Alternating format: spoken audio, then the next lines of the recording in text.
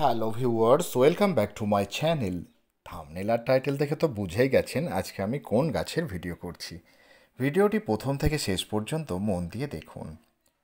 এই গাছটি আমার হলুদ গন্ধরাজ বা অনেকে আবার স্বর্ণ গন্ধরাজ বলেন। ইংরাজি নাম হচ্ছে গোল্ডেন বা ইয়েলো গার্ডেনিয়া।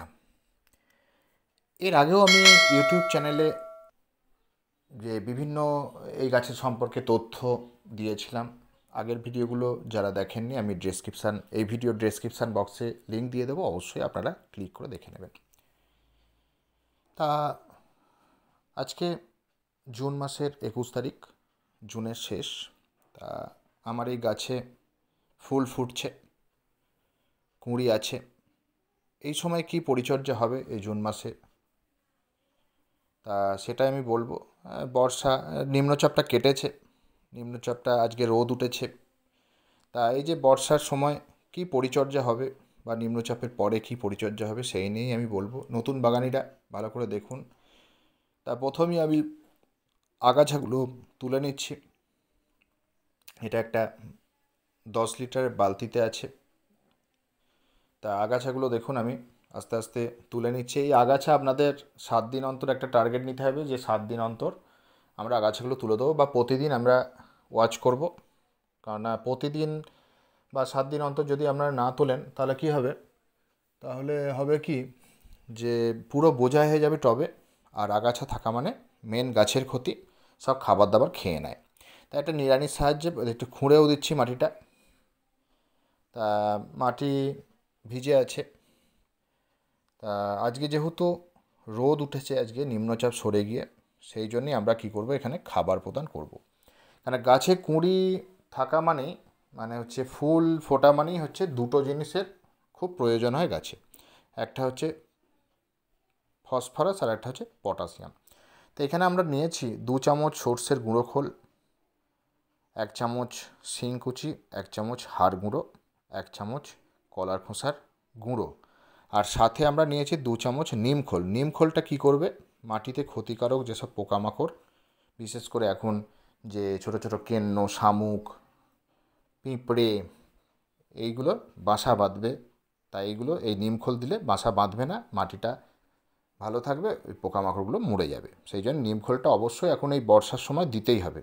অন্তত 15 দিন অন্তর বা 30 দিন অন্তর দিতেই হবে। 15 দিন অন্তর দিলে খুব ভালো হয় বর্ষার সময়। তা দেখুন আমি খাবার দিয়ে দিলাম মাটিতে, এবার জাস্ট একটুখানি মাটিটাকে চাপা দিয়ে দেবো যাতে খুব তাড়াতাড়ি পচে। এই ব্যবস্থাপনা অবশ্যই আপনারা করবেন। অন্তত এই কিছু দেবেন আর না দেবেন, অন্তত হাড় গুঁড়োটা আর কলার খোসার গুঁড়োটা একটু দেবেন। আর নিম খোলটা পারলে অবশ্যই আপনারা দেবেন, মাটিটা যাতে ভালো থাকে। কারণ মাটি ভালো থাকা মানে গাছ ভালো থাকবে, এটা মাথায় রাখবে সবসময়। কারণ ক্ষতিকারক পোকামাকড় এসব জন্মানো মানেই হচ্ছে গাছের রুট নষ্ট করে দেবে। সেই জন্য অবশ্যই নিমখোল এই বর্ষায় আপনারা কিনে রাখুন, ভালো মানের একটু নিমখোল। গন্ধটা শুকে নেবেন, ঝাঁঝালো গন্ধ হলে সেটা ভালো মানের। তা আমি এখন জল দেবো না, যেহেতু মাটি ভিজে আছে, খাবারটা দিয়ে দিয়েছি। মাটি শুকনো থাকলে তখন আমরা জল দিতাম খাবার দিয়ে। তা দেখুন, এই দেখুন লম্বা লম্বা কুঁড়ি হয়, খুব সুন্দর দেখতে হয়। আর এর একটু বিশেষত্ব একটু বলে রাখি এই ভিডিওতে, এর 3টে রং হয়। মানে প্রথমে ফুলটা ফোটে সাদা, প্রথম দিন সাদা, তার পরের দিন হয় যে হালকা হলুদ হয়, তার পরের দিন একদম সে গাঢ় হলুদ স্বর্ণের মতো, মানে সেই পাকা সোনার রঙের হয়। 3 ধরনের রঙটা পরিবর্তন হয়। আচ্ছা, এই সময় যেহেতু আমি বললাম পটাশিয়াম আর ফসফরাসের চাহিদা থাকে, তাই এখানে আমরা একটা রাসায়নিক ব্যবহার করছি, NPK 10-26-26। এটা ব্যবহার করা মানে আরও প্রচুর কুঁড়ি আসবে, প্লাস ফুলগুলো খুব ভালো ফুটবে। আপনারা যদি ভাবেন যে রাসায়নিক দেবো না, তা দিতে হয় না। তা এটা একটা মানে আমাকে বেশ কিছু বাগানিরা বলে যে এরম ব্যবহার করা যাবে, তা সেই জন্যই আমি ব্যবহার করছি এখানে। তা আমি বলবো বহু বর্ষ যদি পার্মানেন্ট প্ল্যান্ট যেসব গাছ আছে সেগুলোতে রাসায়নিক যতটা পারা যায় কম ইউজ করা ভালো আর কি। তা এটা আমিও চাপা দিয়ে দিলাম। আর অবশ্যই মাটি যেন ভিজে থাকে সেটা দেখবেন, আর গোড়াতে খবরদার দেবেন না, টবের কিনারা দিয়ে ছড়িয়ে দেবেন রাসায়নিক সার। তা অলরেডি ফুটছে। এটা প্রথম দিনের ভিডিও করা হয়নি, প্রথম দিন ফুলটা সাদা থাকে, এখন হলুদ হয়েছে, তারপরে এটা আবার আরও পাকা সোনার মতো একটু লালচে টাইপের হয়ে যাবে।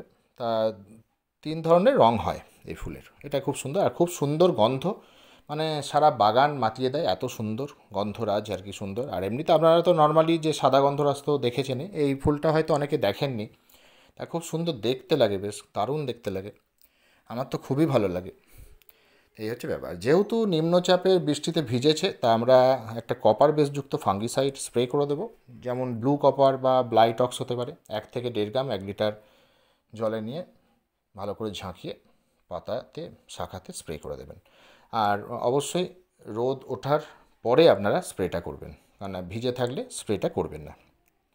আর যদি পারেন তো সেই গোলা জল একটু মাটিতে দিয়ে দেবেন, তাহলে কোনো ফাঙ্গাসের অ্যাটাক হবে না। জল এরা অতিরিক্ত জল পছন্দ করে না, সেই জন্যে টবের মাটিটা ওয়েল ড্রেনেজ সয়েল হওয়া জরুরি।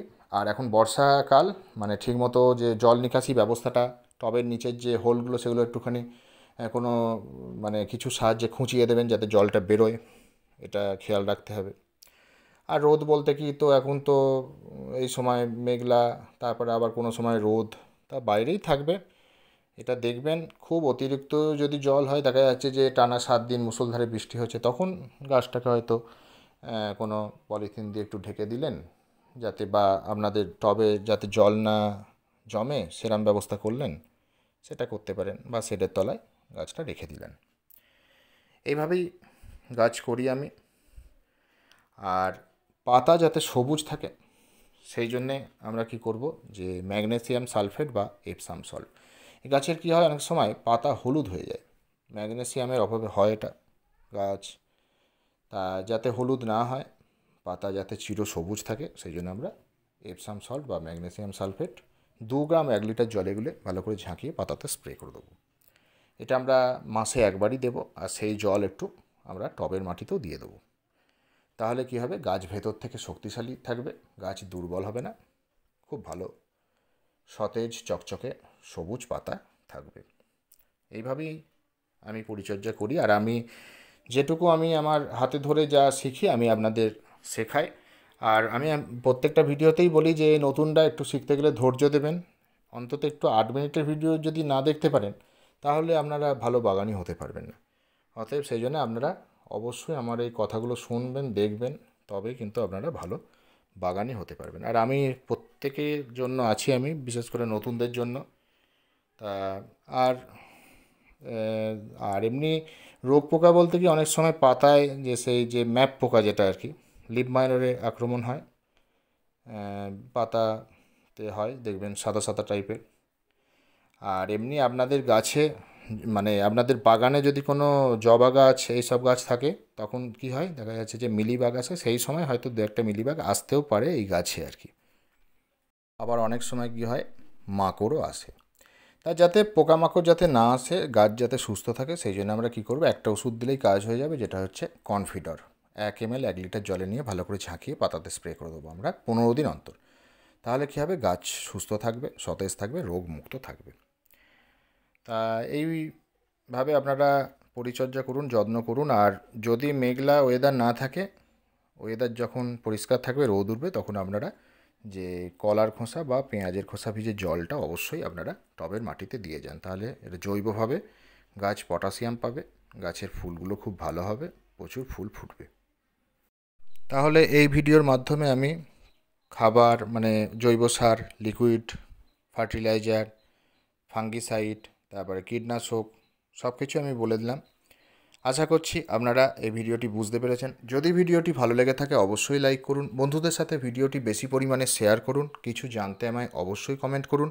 আর যারা চ্যানেলে নতুন, তারা চ্যানেলটি সাবস্ক্রাইব করে পাশে থাকা বেল আইকন প্রেস করে দিন, যাতে সবার আগে নোটিফিকেশান আপনার ফোনে পৌঁছে যায়। Thank you.